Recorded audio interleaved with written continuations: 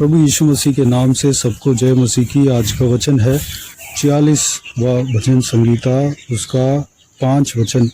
परमेश्वर उस नगर के बीच में है, वह कभी टलने का नहीं। वो फटते ही परमेश्वर उसकी सहायता करता है। मेरे प्रियो, कल के दिन में भी और 2 दिन पहले भी इसी अध्याय से हमने वचन देखा है, जो कि 11 वचन और 7 वचन, इसमें एक ही शब्दें लिखे हुए हैं, जो कि सेनाओं का यहोवा हमारे संग है। याकूब का परमेश्वर हमारा ऊंचा गढ़ है। सेनाओं का यहोवा जब हमारे संग रहते हैं, हमें कोई डरने का आवश्यकता नहीं, घबराने का आवश्यकता नहीं। हमारे खिलाफ कोई भी शत्रु हमें सामना नहीं कर सकता है। शत्रु का कोई भी हथियार हमें नुकसान नहीं पहुंचा सकता है। और ये भी देखा है, परमेश्वर हमारे लिए जो वाचा देता है, उस वाचा को पूरा करने वाला परमेश्वर है। और वह ऊंचा गढ़ है, सबसे बेस्ट सुरक्षित जगह हमारा परमेश्वर है, प्रभु यीशु मसीह है, यहोवा परमेश्वर है।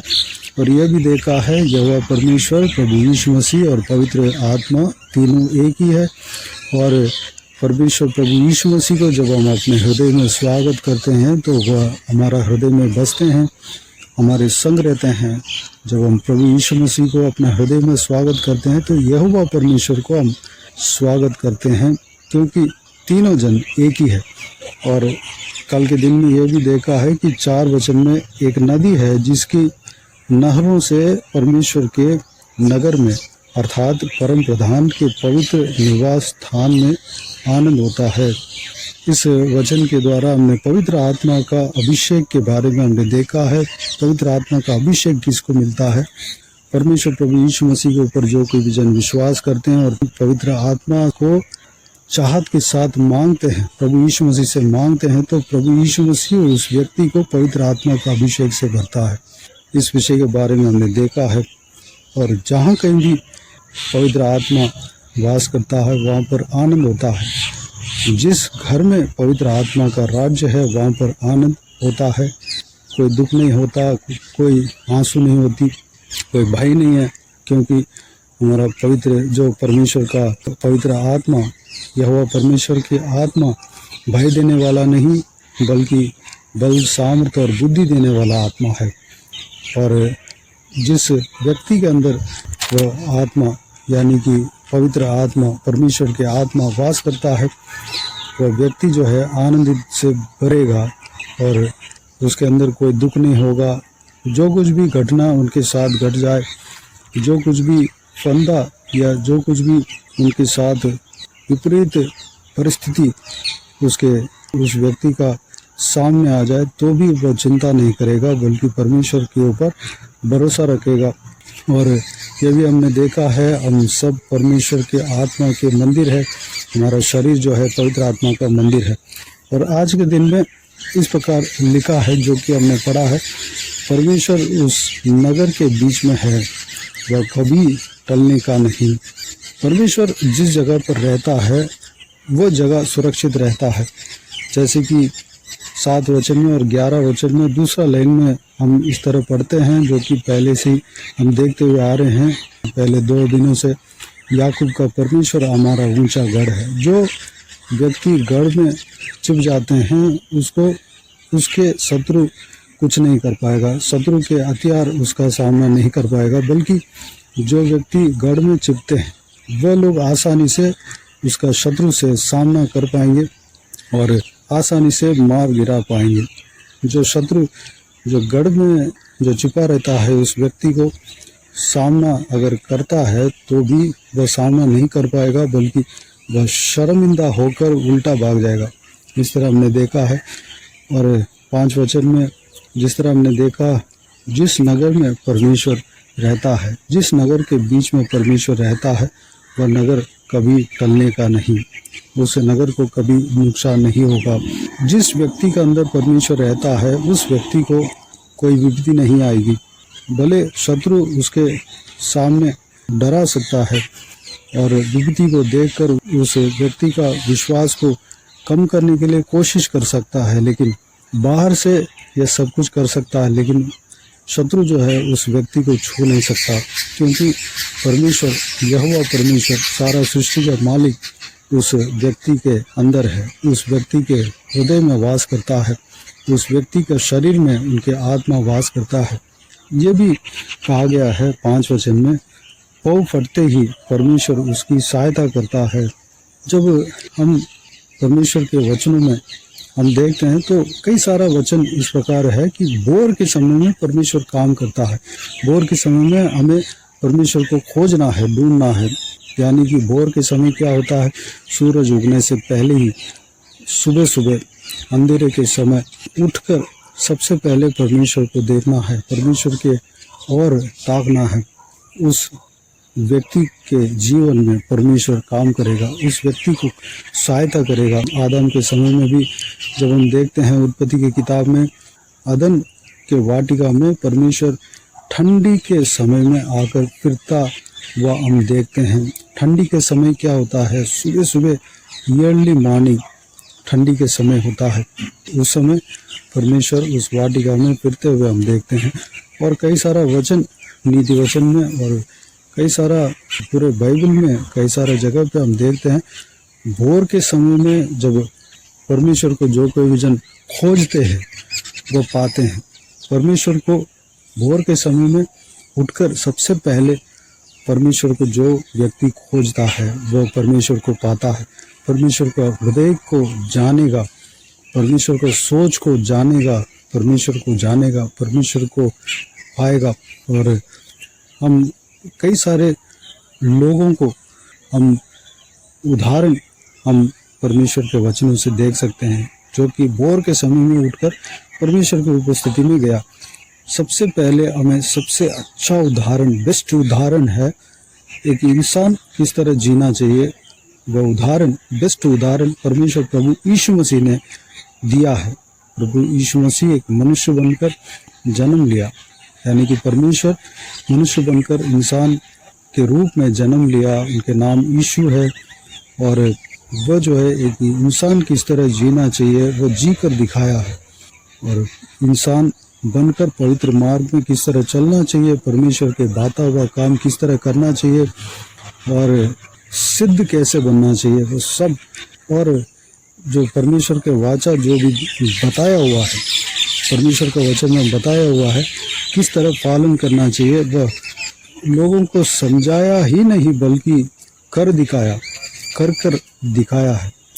उनके जीवन में जब हम देखते हैं तो प्रभु यीशु भोर के समय में सुबह सुबह उठकर परमेश्वर को खोजा। मेरे प्रियो, इस तरह हम कई सारे पवित्र लोगों का जीवन में हम देख सकते हैं, जो कि पुराना नियम में देखते हैं तो एक उदाहरण मूसा के जीवन से हम देखते हैं। मूसा को जब परमेश्वर ने पहाड़ी में, सीन पहाड़ में जब बुलाया, भोर के समय में ही बुलाया, सुबह सुबह उठकर अंधेरा खत्म होने से पहले ही वह तैयार होकर जाकर पहाड़ में चढ़कर, उतना बड़ा पहाड़ी पर चढ़कर परमेश्वर के उपस्थिति में वह इंतज़ार करता रहा। इस तरह कई सारे जगह पे यहोशू भोर के समय में उठकर यरीको शहर पनाह को गिराने के लिए लोगों को तैयार कराया। भोर के समय में सारे इजरायली जन तैयार हुए थे और स्तुति आराधना जब किए थे तो सारा यरीको दीवार, जो शहर पनाह गिर पड़ा। भोर के समय में उठकर परमेश्वर को खोजना अवश्य है, स्तुति आराधना करना अवश्य है। जब भोर के समय में पाँव फटते ही परमेश्वर को जो खोजता है उसको परमेश्वर सहायता करता है, यानी कि उस व्यक्ति के ऊपर परमेश्वर का अनुग्रह भारी तरीके से रहता है। मेरे प्रियो, हम इस वचनों के बारे में बात करने के लिए बहुत कुछ है। हम धीरे धीरे इस वचन को मनन करेंगे। परमेश्वर हमारा जीवन में वास करने के लिए, परमेश्वर को हम भोर के समय में उठकर खोजने के लिए अपने आप को परमेश्वर के हाथों में समर्पित करें। पवित्र आत्मा को हमारा हृदय में पाने के लिए और परमेश्वर हमें सहायता करने के लिए अपने आप को परमेश्वर के हाथों में समर्पित करें। जो भोर के समय में उठ नहीं पाता वो भोर के समय में उठकर प्रार्थना करने के लिए आज परमेश्वर के हाथों में सौंपें। ज़रूर एक दिन 2 दिन कष्ट तो लगेगा, ठंडी है, लेकिन हम प्रयास करेंगे तो उस प्रयास को परमेश्वर देखता है और आशीष देता है। हमें जितना हो सकता है उतना परमेश्वर के लिए थोड़ा कष्ट करें। जिस तरह परमेश्वर का वचन में कहा गया है, जहाँ पे परमेश्वर रहता है वह जगह कभी टलने का नहीं। जिस देश में परमेश्वर वास करता है वह देश कभी टलने का नहीं। जिस घर में परमेश्वर वास करता है वो घर कभी टलने का नहीं। जिस परिवार में परमेश्वर वास करता है वो परिवार कभी टलने का नहीं। जिस व्यक्ति के अंदर परमेश्वर वास करता है उस व्यक्ति को कोई नुकसान नहीं पहुंचा पाएगा, वो व्यक्ति नाश नहीं होगा बल्कि जीवन पाएगा। तो आइए मेरे प्रियो, इस बात के लिए अपने आप को परमेश्वर के हाथों में समर्पित करें। प्रभु यीशु को स्वागत नहीं किया तो प्रभु यीशु को स्वागत करें, अपने हृदय में बसाए। जब हमारा अपना हृदय को प्रभु यीशु के लिए खोलते हैं तो प्रभु यीशु हमारा हृदय में आकर समा जाते हैं, रह जाते हैं, वास करते हैं। पवित्र आत्मा को स्वागत करें। पवित्र आत्मा हमारा हृदय में बसना चाहता है। उनके लिए जगह छोड़े, उनके लिए पूरा अपना शरीर को अर्पण करें पवित्र, और परमेश्वर को बाता हुआ बलिदान करके अपना शरीर को परमेश्वर के आगे चढ़ाए। हमें डरने का कोई आवश्यकता नहीं है, क्योंकि सेनाओं का यहोवा हमारे संग है। याकूब का परमेश्वर हमारा ऊंचा गढ़ है। उसे महान परमेश्वर को हम धन्यवाद दें, स्तुति करें, हम आराधना करें। आइए हम प्रार्थना में जाएं। प्यारे पिता दयालु परमेश्वर, आपको धन्यवाद देता हूँ आज के इस आपके बहुमूल्य वचन के लिए। आपको धन्यवाद देता हूँ परमेश्वर। इस हफ्ते के पहला दिन के लिए आपको धन्यवाद देता हूँ परमेश्वर। बीते हुए दिनों में हमें संभाला, बचाया, सुरक्षित रखा, आपको धन्यवाद देता हूँ।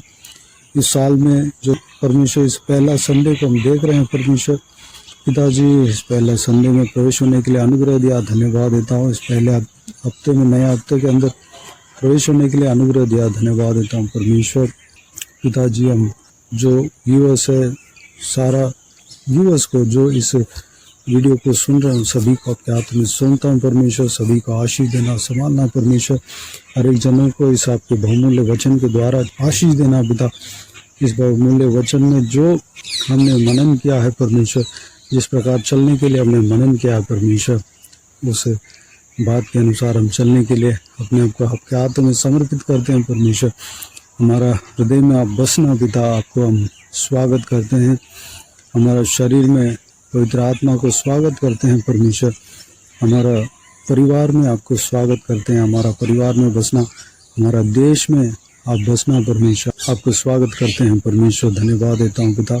हालेलुया, हालेलुया, धन्यवाद देता हूँ परमेश्वर। आपके खिलाफ हमारा हृदय कठिन नहीं रहने पाए परमेश्वर। हमारा हृदय को आपके लिए सौंपते हैं पिता, हमारा शरीर को आपके लिए सौंपते हैं परमेश्वर। धन्यवाद देता हूँ पिता परमेश्वर। हम फटते ही आपको खोजने के लिए अपने आप को आपके हाथों में समर्पित करते हैं परमेश्वर। हम भोर के समय में आपको खोजने पाए परमेश्वर। सुबह सुबह भोर के समय में उठकर आपको खोजने के लिए अनुग्रह देना पिता, क्योंकि आपको जब भोर के समय में पौ फटने से पहले, पौ फटते ही जब अंधेरे में उठकर आपको खोजते हैं तो आप हमें मिल जाते हैं परमेश्वर, आपको पाते हैं, उनके संग आप रहते हैं, उनको सहायता करते हैं परमेश्वर। पिताजी, हम आपके वचन के अनुसार चलने के लिए अनुग्रह देना पिता। धन्यवाद देता हूँ परमेश्वर। हालेलुया, हमें तैयार करना परमेश्वर। धन्यवाद, हालेलुया परमेश्वर। हमें अपने आपको दीन और नम्र करके आपके हाथों में सौंपते हैं परमेश्वर। धन्यवाद देता हूँ पिता। आपके खिलाफ कोई भी अगर बात हो तो, हमारा हृदय में अगर कोई भी बात हो तो सारे बातों को दूर करना परमेश्वर पिता। हमें पवित्र करना, हमारा हृदय को पवित्र करना, अपने आप को दीन और नम्र करके आपके हाथों में सौंपते हैं परमेश्वर। धन्यवाद देता हूँ। हालेलुया, आप परमेश्वर हमारे लिए युद्ध करने वाला परमेश्वर हो। सेनाओं का यहोवा आपके नाम है परमेश्वर। सेनाओं का यहोवा हमारा संग है। याकूब का परमेश्वर हमारा ऊंचा गढ़ है परमेश्वर। हम कोई डरने का आवश्यकता नहीं है परमेश्वर। धन्यवाद देता हूँ पिता। हालेलुया, हमारे अंदर कोई घबराहट और डर हो तो सारा घबराहट, डर को दूर करना परमेश्वर। विश्वास में बढ़ाना पिता। धन्यवाद। सारा व्यूअर्स को इसी तरह आशीष देना पिता। सबको हालेलुया। परमेश्वर सुरक्षित रखना, उनके संग रहते हैं। धन्यवाद देता हूँ विश्वास में बढ़ने के लिए अनुग्रह देना पिता। धन्यवाद देता हूँ पिता। बाकी सारे बातों को आपके हाथ में सौंपते हैं। सारा भी उसको इसी तरह आशीष देना, संभालना परमेश्वर। किसी को भी कोई भी कमी घटी ना होने देना, भरपूर आशीष देना। कोई भी जन बीमार हो तो उनका आपके हाथों में सौंपते हैं, उन्हें छूना, चंगा करना प्रभु यीशु मसीह के नाम से चंगा होने पाए। अगर किसी को दुख हो, तकलीफ हो, सारा दुख तकलीफ को दूर करना, परेशानियों को दूर करना, आंसू को पोंछना। कोई भी जन परमेश्वर, जो कोई भी जन जहाँ कहीं भी जाते हैं आते हैं, उनके संग रहना, सुरक्षित रखना पिता। हर एक के ऊपर आपके हाथ हमेशा बने रहने पाए परमेश्वर। बीमार व्यक्ति जो भी है परमेश्वर, उन सभी को और एक बार आपके हाथों में समर्पित करते हैं। उन सबको छूना पिता, सारा दुर्बलता कमजोरी दूर होने पाए उनको शरीर से परमेश्वर में छूना पिता। हालेलुया। चमत्कार करना परमेश्वर। धन्यवाद। बल पाने पाए, शक्ति पाने पाए परमेश्वर, अनुग्रह देना। हालेलुया। बाकी सारे बातों का आपके हाथों में सौंपते हैं। हालेलुया। जो कोई भी जन जहाँ कहीं भी जाते हैं आते हैं, उनके संग रहना, सुरक्षित रखना, हर एक के ऊपर आपके हाथ हमेशा बने रहने पाए, अनुग्रह देना पिता। सारा दुआ प्रार्थना को सुना, ग्रहण किया। धन्यवाद देता हूँ सबका प्रार्थना का विषय का उत्तर देने वाला परमेश्वर आपको धन्यवाद देता हूँ पिता। हर एक का प्रार्थना का विषय का उत्तर देना परमेश्वर, धन्यवाद। बाकी सारी बातों का आपके हाथ में सौंपते हैं। सारा आदर महिमा जलाल आपको मिलते रहे। सारा दुआ प्रार्थना को प्रभु यीशु मसीह के नाम से मांगते हैं, सुन और ग्रहण कर। आमीन आमीन। प्रभु यीशु मसीह के नाम से प्रभु यीशु मसीह का आशीष और अनुग्रह हम सभी के ऊपर बने रहे। आमीन आमीन। मेरे प्रिय, इस चैनल को सब्सक्राइब करें और शेयर करें। अगर किसी को भी प्रार्थना का विषय हो तो डिस्क्रिप्शन में दिए गए नंबर पर कॉल करके प्रार्थना करा सकते हैं। हम आपके लिए प्रार्थना करेंगे। आप अपने व्यक्तिगत प्रार्थना में हमारे लिए प्रार्थना कीजिए। इस सेवकाई के लिए, सेवकाई का उन्नति के लिए, सेवकाई में जुड़े हुए हर एक जन के लिए, हर एक आत्मिक उन्नति के लिए, तरक्की के लिए, आत्मिक आशीष के लिए, संसारिक आशीष के लिए, पारिवारिक आशीष के लिए प्रार्थना करें। प्रभु यीशु आप सबको आशीष दे। इस सेवकाई के द्वारा परमेश्वर आपके जीवन में कार्य किया हो वो भी हमें बता सकते हैं, ताकि हम सब मिलकर परमेश्वर को धन्यवाद दे सके, महिमा कर सके। प्रभु यीशु आप सबको आशीष दे। आमीन आमीन।